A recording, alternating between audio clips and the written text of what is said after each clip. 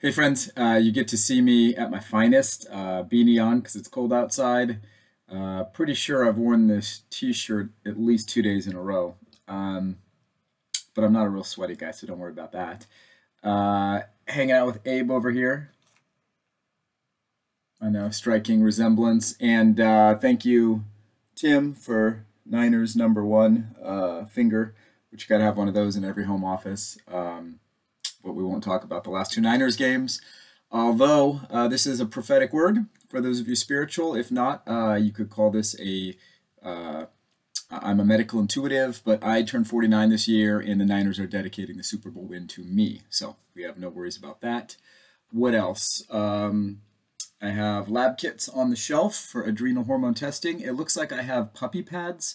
My puppy's 2 years old now, so it's probably time to purge those, but they're great when I work on cars and things. They catch the oil, so I keep them. Got my psychologically based clinic jacket here from the CEO Institute when I do my executive coaching and leadership coaching. Anything from pro athletes to city bureau managers to directors of organizations like Child Support Services and Families and Fathers Coalition, all kinds of things I got going when I'm not doing healthcare as far as the chiropractic side, which is chronic pain relief and weight loss, getting those hormones balanced, those stress hormones. And all right, that's about all that's exciting in here. I do have a couple drawings. I was at a conference. You can't really see it. Somebody drew that for me. It's a caricature of me, which I thought was brilliant, although they probably weren't paying attention, but at least they were daydreaming about me while I was speaking. So that didn't come out right, but you know what I'm saying. Okay, this is number 5. I'm on to something here. We are chronicling my really slow 4-year, 40-pound weight loss journey that I think could have taken, 3 months, 6 months if I did it, if I knew then what I know now. So here's what I've been doing. I was ketogenic, but I was kind of ketogenic wrong. I was eating under 40 grams of carbohydrates a day. I'm realizing now a lot of the literature is saying you got to be under 20 grams a day. So that could have been one potential problem. In other words, hey guys, carbohydrates turn to sugar. Sugar's the problem with everything. Cancer, heart disease, diabetes, dementia, pretty much any atherosclerosis. You need sugar to make the mess. Take out the sugar, most of the conditions go away. That's not a medical diagnosis. There's more to that. So don't start, bashing me online if this is on Instagram or, Facebook or wherever this goes, YouTube. But just understand, sugar is pretty much the root of all evil. And there's good, better, best, of course, when we start breaking down sugar. Are green, organic vegetables a better sugar than high fructose corn syrup? Yes. But they're all going to turn to glucose. They all are carbohydrates that have to convert to glucose. And when I say sugar, I mean carbohydrate like grain. Yes, rice, even organic. Yes, wheat. Yes, corn. Yes, millet. Yes, quinoa and beans to a degree, although I think those are probably slower digesting, maybe, quote, better carbohydrates. But all that turns to sugar, guys. All of it turns to sugar. What else did I find out? So I wasn't doing that, right? I was just eating some nuts that have carbohydrate, some dairy that has carbohydrate. But I wasn't eating, for 3.5 years, I wasn't eating any grain. No bread, no crackers, no cereal, no birthday cake. No, you just got to live once. No, you got to live once every week. No, you got to live once every other day because it's a party or a school function or a church function. Or I get it, guys. It's hard. It's hard. So for me, I personally found I'm all or nothing. So if I want a bite of something, like I've had ice cream in the last 6 months. Once in Italy, I had gelato, maybe twice. I mean, that's reasonable, right? I go all the way there to Italy and Spain. I got to try gelato at least once in each place. No problems. I feel great. I mean, I feel great. It's like a drug for me. I will gain weight, but sugar doesn't really affect me negatively directly. And I had, it was my wife's 49th birthday. Happy birthday, Renee, this last weekend. And so we went to Leatherby's and I ate about 7 bites of high fructose corn syrup because I don't really think there's any sugar in there. And I don't even know if there's dairy, but it's darn good. Either way, I didn't order my own. I steal from you. I steal from you. I steal from you. I steal from you. So between my 4 kids, and my wife, I had about 8 bites and I was done. That's the 2 times I've had really processed sugar in the last 6 months. Felt great, no problems. However, if I continue to do that, it's a problem, big time. I start gaining weight, I get puffy, and I start being like a crackhead. I crave sugar, and that's my biggest problem, is fighting those cravings. Raise your hand if cravings are too much, and that's why we have to live a little, right? That's why we have to, it's just one time. That's why you got to YOLO. That's why all the things we tell ourselves, but then we never get to where we want to go. Here's where we want to go. Here's where we're stuck. The worst thing is making a few changes and getting stuck here. In between here is where all the pain is, right? This is like the wilderness, 40 years in the desert, 40 years in the wilderness. Let's not do that to ourselves. And some of us, honestly, raise your hand if you've been in the wilderness 40 years. You've been trying to lose the same 20 pounds for 40 years. You've been trying to deal with the same chronic back pain for 20 years, 30 years, 40 years. I'm one of those people. I had, since I was 15 to about 40, I had chronic back pain. And now I still get episodes of things, but I understand it has nothing to do with my back. It has to do with emotions, toxins, and things like deuterium, heavy hydrogen. And that's weird. We'll go off on that on another date, but it's highly, highly, highly important. And if you have diabetes or a cancer, that's really important for you right now. So message me. What the heck are you talking about? Deuterium, heavy hydrogen, what does that have to do with diabetes and cancer? Because I guarantee your doctors aren't talking about it, even though it is very, very researched. Okay, so I'm on to something here. I dropped my carbs down. Here's what I don't really know. I think for me, plant toxins were the problem. The avocado oil and olive oil hurt my stomach. I don't know why, even if they're organic, they just do. Genetically, maybe it's just not the thing for me. Or I just have to heal my gut a little bit further along, and then I'll be fine with those. But lettuce, one of the worst things I could ever eat, just even romaine lettuce would kill my stomach. So I was really low carbohydrate and I was losing weight, but I had all these symptoms like chronic pain. I was always cold, I was always tired, and I was always hungry. When I removed the plants, all of a sudden that all changed. I went to a carnivorous style diet. I just eat animals and some dairy.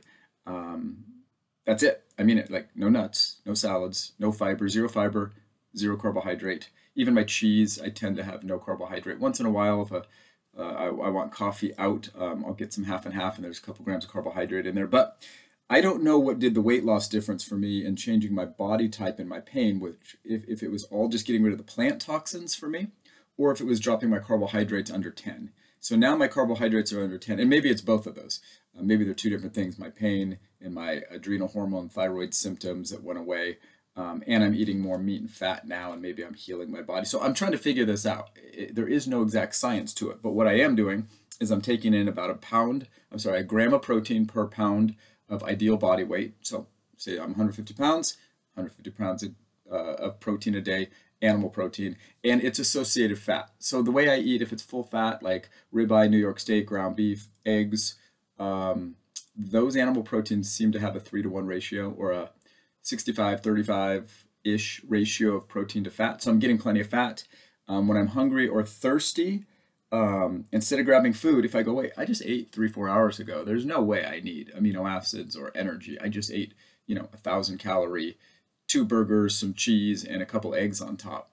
There's no way I need food. So I'll go grab a little slice, like a half teaspoon or a teaspoon of grass-fed butter, let it dissolve in my mouth. And that's if I'm hungry or thirsty. And then it's amazing how those signals typically go away. Because that means I just wanted to eat because I was bored, lonely, sad, happy, whatever. Who eats when they're sad? Who eats when they're happy? Who eats when they're stressed? Who's always stressed so they're always eating? Who's thinking about food the minute they finish their meal? Yeah, so that's all emotional and psychological. And sometimes I think it's the bacteria in your gut that shouldn't be there, that you're feeding carbohydrates to and fiber to. They make you think certain thoughts and crave certain things, which is a whole nother weird concept, that your gut bacteria make things that are neurotransmitter-like, I believe is how it works, or they're precursors or neurotransmitters that make your brain work a certain way. And there are people, very professional, doing it for a long time in this world, who claim to cure even schizophrenia by healing the gut, okay, and autism. So we say, oh, those things are brain disorders, can't cure them. Not true, not true. Maybe the way America does healthcare, sure, but you take all the nonsense from corporate greed and buying and running data trials that are nonsense, and for profit, and killing data that they don't like and all that. You take all that away and you just run some real data, or even anecdotal data of doctors doing great things, whether they're chiropractors, naturopaths, medical doctors, surgeons, they're everywhere. And the data is starting to come to the surface, guys. Our body's a self-healing organism. We're doing things to hurt it, and we're doing things to stop it from healing. So that's what I'm on to here. I've been wearing blue blockers at night once the sun sets. All summer long, I was walking in the grass for a half hour a day, barefooted, just in shorts, getting lots of UV light. And I started going, is this really working? Is this really working? And then I went away for the weekend, and it's been kind of cold, and I stopped walking, walking barefooted in the grass, and I stopped wearing my blue blockers. I didn't take them on my trip. And sure enough, I just figured it out this morning. I have slept terrible the last probably 4 or 5 nights. And there's nothing outside of normal circumstance for me. I mean, my diet's the same, my exercise is the same, but I did stop wearing the blue blockers at night. I was on my iPhone a little bit more too, in addition to that. And I didn't get my morning rays in my eyeballs and my earthing. And holy cow, I think that was really helping my sleep, and I didn't know it till I stopped. So I'm just going to reiterate, guys, that I'm onto something here. It's definitely a ketogenic diet. That's not a fad diet. Ketogenic research is robust right now. There's tons of it. Doctors like Dr. Eric Westman, Dr. Eric Berg, he's a chiropractor. He's in a little trouble right now because he's speaking against WHO guidelines and he's starting to get things removed. But I personally trained with him in 2005. He's a smart dude. He's a smart dude. But I like Dr. Eric Westman. I like Dr. Anthony Chaffee. He's a surgeon in Australia. I like Professor Bart Kay. He's in New Zealand. He was a professor, not a doctor. I like Dr. Ken Berry. Dr. Sean Baker's a bit intense, but he's kind of like the godfather of this carnivore diet, which just means it's just the world's most simple modified elimination diet. You know, eat beef and salt. Jordan Peterson and his daughter Michaela Peterson made this very famous. Go to YouTube and search Michaela Peterson's TED Talk that TED never played. They played the one in front of her and behind her, but they didn't play her talk. And it's brilliant, and it's really sad that they didn't play it. And there's nothing controversial in there. It's reasonable, it's helpful. It will help so many people with autoimmune disorders and pain and psychiatric issues. And it's just, I'm pretty upset that they didn't play it. It's clear to me that there's an agenda, and even, you know, things like TED, which is theater, entertainment, design. It's kind of a big thinking platform. Anyhow, guys, I'm on to something here. I do recommend you try what I'm doing. I do recommend, though, you get a good baseline. If you're not currently working with me, consider it. If it's been a while, consider coming back, because I like to run a baseline, or at least have baseline surveys and questionnaires, because there's going to be some things that you're not looking at to judge whether this is working or not. You know, like if it's weight loss, you're just looking at weight and scale, and that's a horrible indicator. That's one of like 11 parameters you got to look at. If you have chronic pain and you're seeing just chiropractors and doctors and surgeons, and you know, your general practitioner said you had an ibuprofen deficiency, but you're taking that and it doesn't seem to be healing it, and all these things, there's more to this. It's not always what you think. And that's what I want to convey here. It's not always what you think. In fact, half the time, if not more, it's the opposite of what you think. It's bizarre. So it's not what you know. It's not what you don't know. It's what you don't know you don't know. And that's why I have a job. That's what I'm good at. I'm not the most organized, but I'm very intuitive, and my brain knows how to pick the right information for the right patient. And I'm telling you, just being a connector, it's just like a circuit. I'm like a fuse box. You have power, you have all your wiring, but if your fuses aren't switched on, you get no power. So let me help you turn on the power. I like that. That's kind of what I do. I'm just a conduit. I'm not great at wiring, and I don't understand how it all works, but I do know how to point you to what you need. And so let's chat. A lot of time we could just do it for no charge, just to see if we're fit to work together. God bless you guys. Love you guys. I'm at about 151 pounds. I'm probably about 11% body fat right now. I haven't checked in the last couple of weeks, but I could tell my body. What's kind of weird is starting to happen is the fat loss has temporarily stopped, and the muscle mass is beginning, because my clothes don't fit as well. I look a little puffy, but I'm getting strong again. So my body's decided to pause some fat burning and do some anabolic muscle building, which is very strange because I'm doing nothing different. It's just what my hormones are doing and what my body wants. Because my main goal here is healing.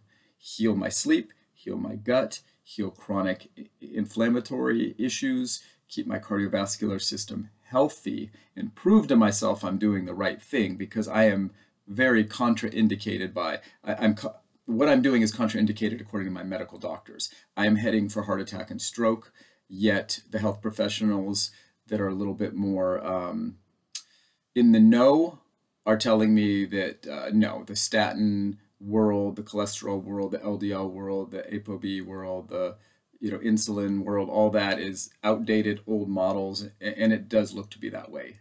And they're still trillion-dollar drugs. So that's why I have a hard time trusting that world. The new world's a little scary, pioneers get a lot of arrows in the back. So, but I'm forging into new frontiers, and keep coming with me. Thanks, guys. Hope to hear from you soon. Please, really, respond to this. I will, I have the capacity to respond, and personally, it won't be automated. All right. Have a great day.